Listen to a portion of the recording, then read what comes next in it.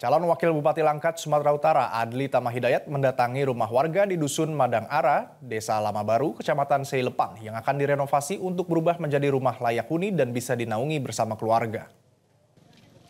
Ponimah warga Dusun Madang mengaku selama puluhan tahun hanya bisa bertahan dalam keterbatasan, mengisi hari-harinya dengan berdoa agar rumahnya bisa layak dihuni dan karena tidak pernah mendapatkan perhatian dari pemerintah.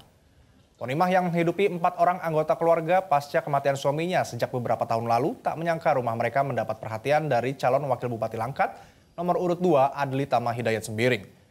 Tentunya perhatian ini menjadi berkah dan rasa syukur bagi dirinya dan keluarga. Mana Pak? Belum ada pernah dapat bantuan pemerintah gitu. Nah, jadi apa yang mau Ibu sampaikan untuk Pak calon wakil bupati Langkat, Pak Adli? Ya, terima kasih, saya mengucapkan terima kasih Pak. Ini hidup sama berapa keluarga Bu? 4. 4. Iya. Anak 4. Enggak, anak 2, kakak itu tadi 1 ngungsi. Sementara itu, calon wakil bupati Langkat, Adli Tama di lokasi mengaku sangat miris melihat kenyataan yang terjadi di masyarakat Kabupaten Langkat. Persoalannya keadaan ini tidak jauh dari sumber minyak pertama di Indonesia. Di negeri yang kaya dan berkahnya negeri ini rupanya tak dirasakan oleh warga sekitar dan pemerintah juga tak hadir melihat kondisi masyarakat.